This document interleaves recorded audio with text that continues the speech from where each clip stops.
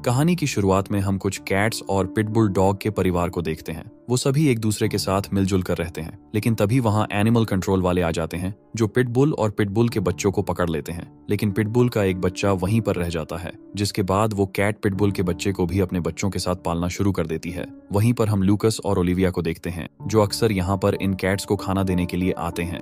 लूकस वहां पिटबुल के बच्चे को देखता है, जो कि उसे बहुत पसंद आता है, और फिर लूकस फैसला करता है कि वह इस पपी को अपने साथ अपने घर में पालेगा। वो उसे अपने घर ले जाता है, जहां पर वो पूरा दिन उसके साथ खेलता रहता है। लूकस इस पपी का नाम बेला रखता है। जैसे जैसे समय गुजरता है, इन दोनों को एक दूसरे की आदत हो जाती है, इसलिए बेला तब बहुत अकेली हो जाती थी जब लूकस अपने काम पर जाता था। इसलिए बेला हमेशा लूकस की कंबल से चिपकी रहती थी, क्योंकि उसमें लूकस की खुशबू थी। बेला अब धीरे धीरे बड़ी हो जाती है, और जब भी वह लूकस की मॉम के साथ बाहर जाती थी तो वह एक गिलहरी को पकड़ने की कोशिश करती थी, लेकिन वो हमेशा पेड़ पर चढ़ जाती थी। और जब बेला लूकस की मॉम के साथ घूमकर घर वापस आती है, तभी वहां पर उनका एक पड़ोसी आता है, और वो लूकस की मॉम को कहता है कि तुम्हारे बेटे ने मेरे खिलाफ पुलिस कंप्लेंट कर दी है। तुम्हारे बेटे का कहना है कि मेरे कंस्ट्रक्शन साइट पर बहुत सारी कैट्स है, जबकि ऐसा कुछ नहीं है। लूकस की मॉम कहती है कि मेरा बेटा कभी कोई गलत काम नहीं करता।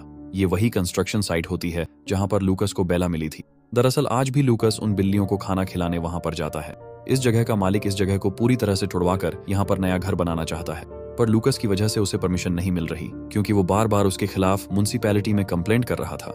वही लूकस के मकान मालिक को घर में डॉग्स पसंद नहीं थे, और वो कल घर पर आने वाले हैं। इसीलिए लूकस को ना चाहते हुए भी बेला को अपने साथ काम पर ले जाना पड़ता है, पर उसे फिर भी बेला को छुपा कर रखना पड़ता है, क्योंकि वहां पर डॉग्स अलाउड नहीं थे। लेकिन बेला लूकस के साथ खेलना चाहती थी, इसलिए लूकस जब उसे कमरे में बंद कर देता है तो वो जोर जोर से भौंकना शुरू कर देती है, और एक आदमी उसे वहां से निकाल लेता है। वो बेला को सबसे मिलवाता है, और सब उससे मिलकर बहुत खुश होते हैं। वहीं लूकस का पड़ोसी अपना कंस्ट्रक्शन का काम वापस चालू कर देता है, और इस बार तो उसके पास परमिशन भी थी। लूकस की फ्रेंड इस जगह का पूरा वीडियो बना लेती है, और साथ ही वह यहाँ पर रहने वाली बिल्लियों को भी रिकॉर्ड कर देती है, जिस वजह से लूकस के पड़ोसी का परमिट कैंसिल हो जाता है। और इस हरकत की वजह से वो लूकस पर बहुत ही ज्यादा गुस्सा था। और अब रात को जब लूकस अपने घर पर होता है तो वहाँ पर पुलिस ऑफिसर आता है, क्योंकि उनके उस पड़ोसी ने गुस्से में आकर उनके खिलाफ कंप्लेंट कर दी थी। दरअसल जिस शहर में लूकस रहता था, वहाँ पर पिटबुल डॉग्स को पालना गैर कानूनी था, क्योंकि पिटबुल एक बहुत ही खतरनाक नस्ल है जो लोगों को नुकसान पहुंचा सकती है। पुलिस ऑफिसर कहता है कि अगर तुम्हारा डॉग बाहर दिखाई दिया तो वो उसे पकड़ कर ले जाएगा। इस बात से लूकस परेशान हो जाता है, और एक दिन जब बेला घर पर होती है तो वो अपनी खिड़की पर एक बार फिर गिलहरी को देखती है। वो गिलहरी को पकड़ने उसके पीछे भागती है, पर बेला के सिर में खिड़की फंस गई थी। तभी वहां पर लूकस आ जाता है। लूकस के पीछे से पुलिस ऑफिसर भी आ जाता है, जिसने लूकस को धमकी दी थी कि अगर उसने बेला को बाहर देखा तो वो उसे पकड़ कर ले जाएगा, और होता भी ऐसा ही है। पुलिस वाला उसे पकड़कर एक डॉग हाउस में डाल देता है, जहां पर उसके जैसे बहुत सारे जानवर थे। यहाँ पर बेला को लगता है कि अगर उसने डॉग हाउस में बहुत अच्छे से बिहेव किया तो उसे घर जाने दिया जाएगा, लेकिन ऐसा कुछ भी नहीं होता। कुछ दिनों बाद लूकस बेला से मिलने के लिए आता है और फाइन भरकर बेला को छुड़वा लेता है। ऑफिसर उसे कहते हैं कि अगर एक बार फिर से बेला को सड़कों पर देखा गया तो उसे मार दिया जाएगा। लूकस समझ जाता है कि अगर उसे बेला के साथ रहना है तो उसे कहीं और शिफ्ट होना होगा, जहां पर डॉग्स को लेकर इस तरह के कानून न हो। लूकस डिसाइड करता है कि बेला को कुछ दिन ओलिविया के अंकल के पास छोड़ देगा, जो लूकस के घर से 400 मील दूर होता है। हालांकि ओलिविया के अंकल भी बेला को प्यार करते हैं, लेकिन बेला मन ही मन उदास होती है और उसे लूकस की बहुत याद आती है। और कुछ दिनों बाद उस घर के मालिक के पास लूकस का कॉल आता है, और वो उसे बताता है कि उसने शहर से बाहर घर खरीद लिया है और वो कल बेला को लेने आ रहा है। बेला यहाँ लूकस को बहुत मिस कर रही होती है, इसीलिए अगले दिन लूकस के आने से पहले वो इस घर से भाग जाती हैं, क्योंकि वो कुछ भी करके लूकस के पास पहुंचना चाहती है। लेकिन बेला इस बात से अनजान थी कि उसके सामने एक बहुत ही लंबा सफर है।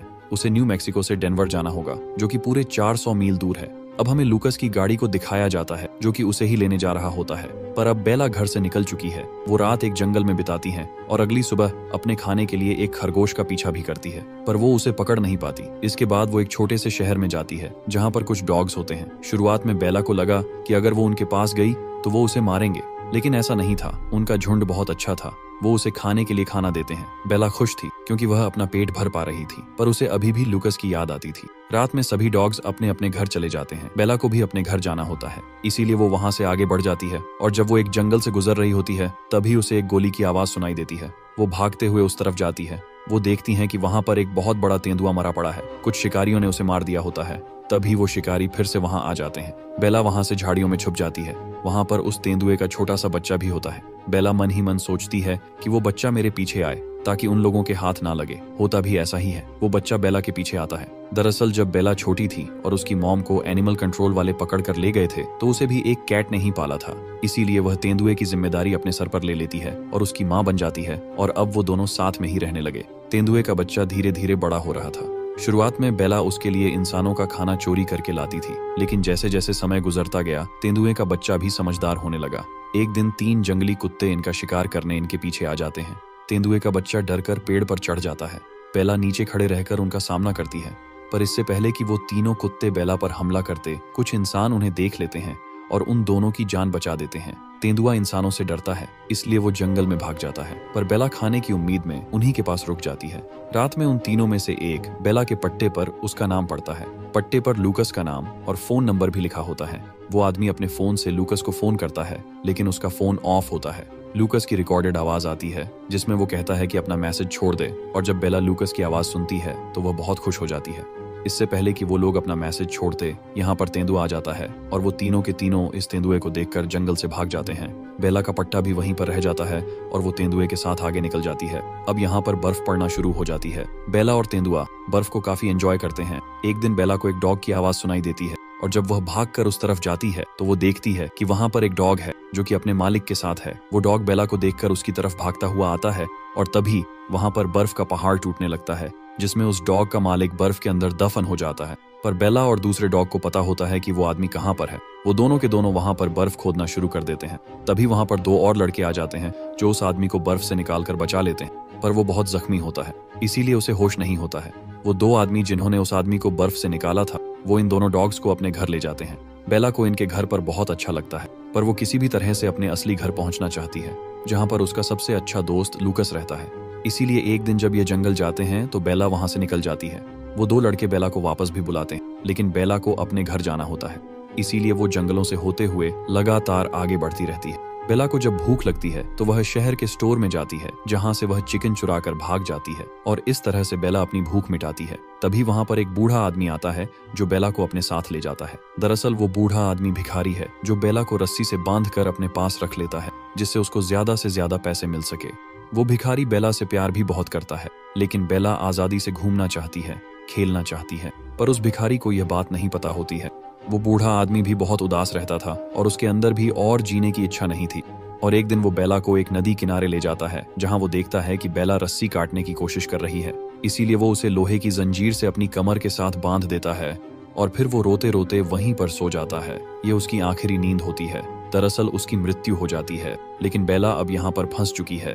वो अगले कई दिनों तक इसी तरह से इसी जगह पर रहती है। हालांकि उसके सामने नदी होती है, पर वो पानी भी नहीं पी सकती।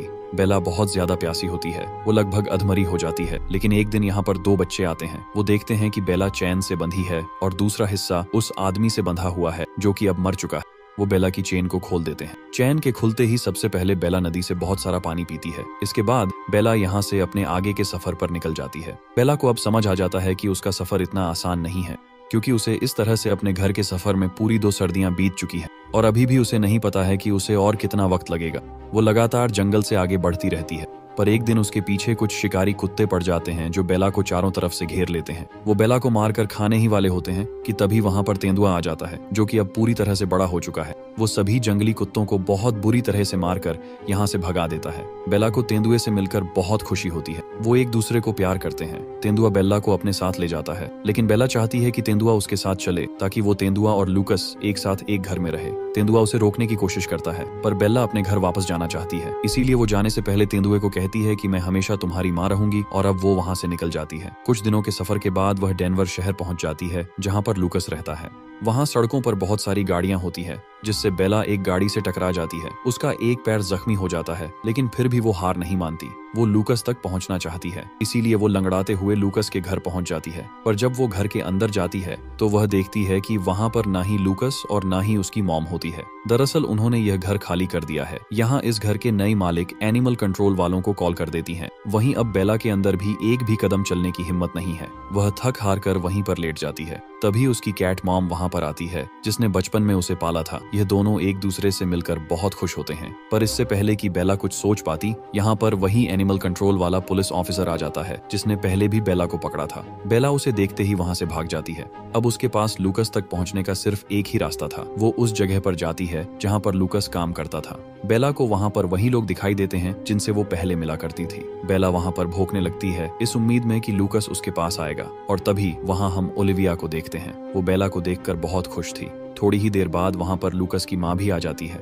फिर वो सभी बेला को लूकस के पास ले जाते हैं। लूकस उसे देखकर रोने लगता है। बेला भी उसे देखकर इतनी खुश थी कि वो अपने टूटे पैर के साथ भी भागकर उसके पास आती है। बेला के शरीर पर बहुत चोट लगी हुई थी, इसलिए लूकस उसे अस्पताल ले जा रहा था। पर तभी वहाँ पर एनिमल कंट्रोल वाला ऑफिसर आ जाता है। वो बेला को यहाँ से बंदी बनाकर ले जाना चाहता है, पर बेला के जितने भी साथी होते हैं वह उन्हें ऐसा नहीं करने देना चाहते। यहाँ पर सीनियर पुलिस ऑफिसर भी आ जाता है और उसके पूछने पर उसे बताया जाता है कि यह एक पिटबुल डॉग है, जो कि डेनवर में अलाउड नहीं है। डेनवर का नाम सुनते ही लूकस कहता है कि यह हॉस्पिटल डेनवर के अंदर नहीं आता, बल्कि सेंट्रल गवर्नमेंट के अंदर आता है, इसीलिए डेनवर का कानून यहाँ पर लागू नहीं हो सकता। सीनियर ऑफिसर को भी लगा ये बिल्कुल सही है और वो वहां से जाने लगते हैं। तभी वो दूसरा ऑफिसर कहता है कि अगर मैंने इसे कहीं पर देख लिया तो मैं इसे पकड़ लूंगा। तभी सीनियर ऑफिसर कहते हैं कि तुम्हारे खिलाफ बहुत सारी कंप्लेंट आई है, इसीलिए मैं तुम्हें कुछ समय के लिए सस्पेंड करता हूँ ताकि तुम किसी को परेशान ना करो। इसके बाद लूकस बेला को अपने नए घर ले आता है, जहाँ पर डॉग्स को रखने पर कोई भी पाबंदियां नहीं थी। बेला भी अपने नए घर आकर लूकस को वापस पाकर बहुत खुश है। अंत में हमें उस तेंदुए को दिखाया जाता है जो खुद भी अब एक माँ बन चुकी है।